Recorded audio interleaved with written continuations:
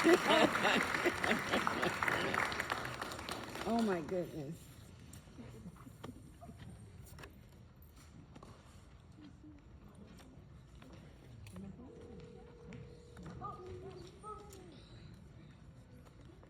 Good evening, everyone. My name is Kennedy-Renee, and I'm honored to be standing here today celebrating this milestone with my classmates, family, teachers, college staff, and administrators. Well, class of 2025, the day we thought was so far away is finally here. But before I do anything else, I want to take a moment to acknowledge God. I would not be standing here today graduating with honors if it had not been for him. Secondly, although this is a celebratory moment when it's easy for people to stand beside you, I cannot move on without acknowledging the people right there in that row. I have all my family here today. They have stood beside me at my lowest points and reminded me of who I am when I have forgotten. I am so incredibly blessed to have them in my life. My life is a true testament that it takes a village to raise a child. And in this moment, my heart is filled with gratitude for mine. Throughout high school and college, we have grown and changed in ways we never could have predicted. And when I reflected on this journey, I realized it mirrors something we have all experienced before: the stages of childhood development. For the past 5 years, I've had the pleasure of working at a daycare, and it has been one of the greatest honors of my life to nurture the upcoming generation. As I've reached this milestone in my life, it hit me that I have grown right alongside my precious babies. I've watched them move through many changes, some challenging, some beautiful, some at the expense of my sanity, but all of them necessary. Watching them grow helped me realize that I too have been going through many changes, and I am not alone. Growth is not an exclusive experience. It is something that we all live through at our own pace, in our own way. Psychologists like Erik Erikson and Lev Vygotsky theorize that development is not a one-size-fits-all process.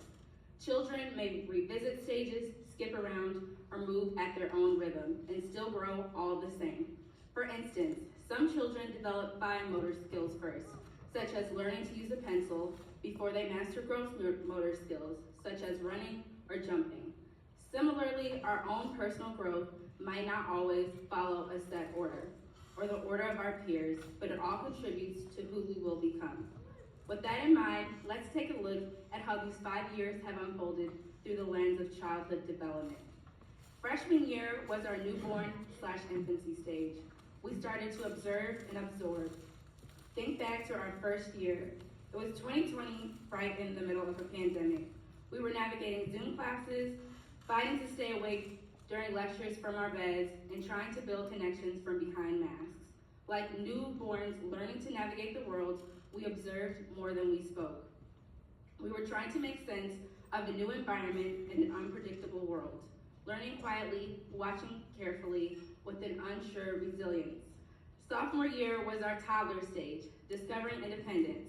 Toddlers began to discover their independence, and sophomore year felt just the same.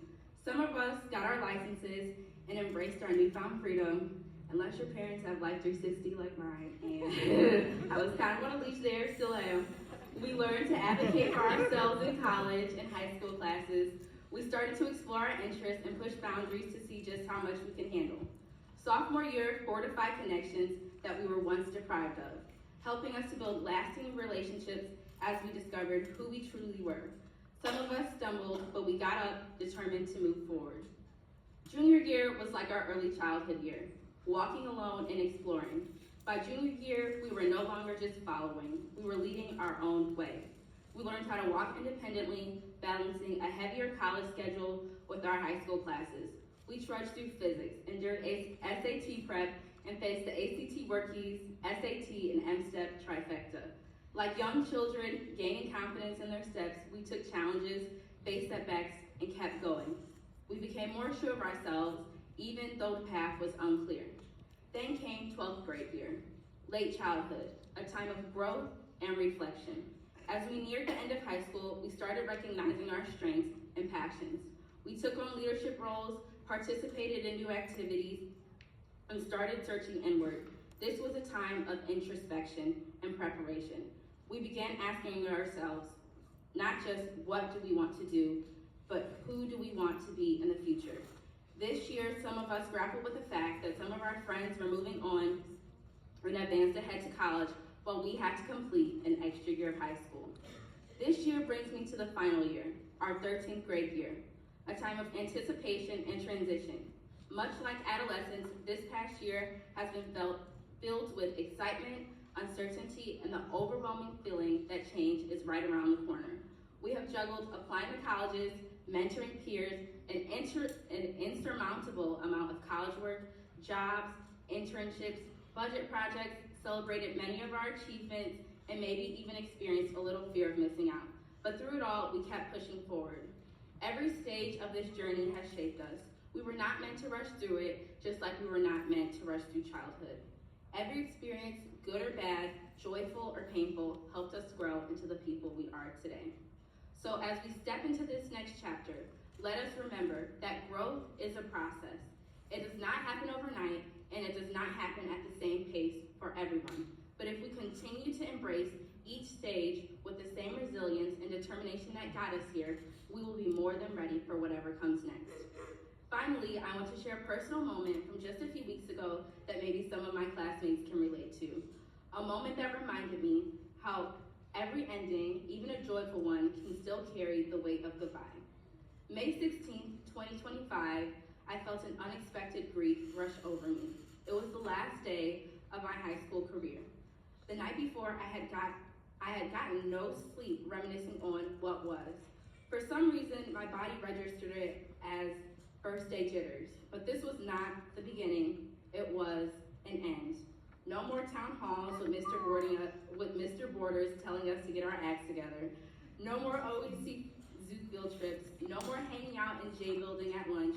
No more Miss Wheeling creeping on all of our docs to make sure we're all on task. Everything I thought I would relinquish so freely, I wrestled to hold on to. I realized I wasn't clinging to routines, but the memories and the person I'd become because of these experiences and the people. That night, I grieved the mistakes I made. The people I thought would once stand with me at the finish line, but drifted away. The security of high school, and most importantly, the end of this very special chapter in my life. I found comfort in knowing that my classmates probably felt the same way. Because here's the truth, grief often precedes growth. Growth requires us to let go, feel the weight of endings, and travail into what's next. However, class of 2025, we must refuse to stay in that place. I believe that those who soar in life are the ones that are able to grieve what was and celebrate and focus on what is. The reality is, the leg of this journey has come to an end, but the beauty is we have the authority to create what's next. Congratulations, Oakland Early College, class of 2025.